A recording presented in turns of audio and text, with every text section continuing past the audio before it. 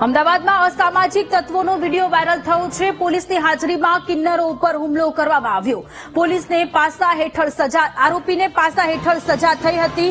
1 મહિના પછી બહાર આવીને ફરી ધમકી આપતો વિડીયો સામે આવ્યો છે। પોલીસે વાયરલ વિડીયોના આધારે તપાસ શરૂ કરી છે।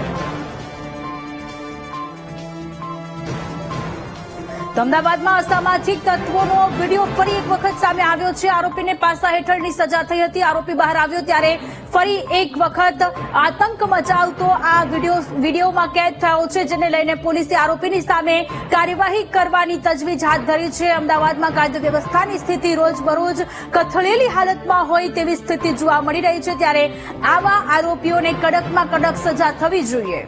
સંવાદદાતા અનિતા ફોનલાઈન પર જોડાયેલા છે। અનિતા, અમદાવાદમાં કાયદો વ્યવસ્થાની સ્થિતિ કથળેલી હાલતમાં જે આરોપી પાસા હેઠળ સજા ભોગવી રહ્યો હતો એ જ આરોપી ફરી બહાર આવી અને આવી રીતે આતંક મચાવી રહ્યો છે। જે કાચો જે પ્રકારે હાલ આજે વિડીયો વાયરલ થયો છે તે સંજય વ્યાસ નામના એક કુખ્યાત આરોપીનું છે। તેની વિરુદ્ધ પોલીસે પાછા પણ કરી હતી, કારણ કે જે પ્રકારે 1 મહિના પહેલા તેણે સમગ્ર વિસ્તારની અંદર જે આતંક મચાવ્યો હતો અને તેની વિરુદ્ધ અનેક ગુનાહિત જે પ્રવૃત્તિને લઈને અનેક ગુના નોંધાયા હતા। સૌથી મહત્વની બાબત એ સામે આવી કે આજે સંજય વ્યાસ છે તેણે અગાઉ પોલીસની હાજરીમાં કિન્નરો પર હુમલો કર્યો હતો અને વિડીયો હતો તે સોશિયલ મીડિયા પર વાયરલ કર્યો હતો। એટલું જ નહીં, પોલીસે આ મામલે ગંભીરતા દાખવીને જયારે તેની ધરપકડ કરીને પાછા કરી હતી તો જેલમાંથી છૂટ્યા બાદ પણ તેણે એક પ્રકારનો સોશિયલ મીડિયા પર પોતે ડોન હોવાનો જે રીતના વિડીયો બનાવીને વાયરલ કર્યો હતો।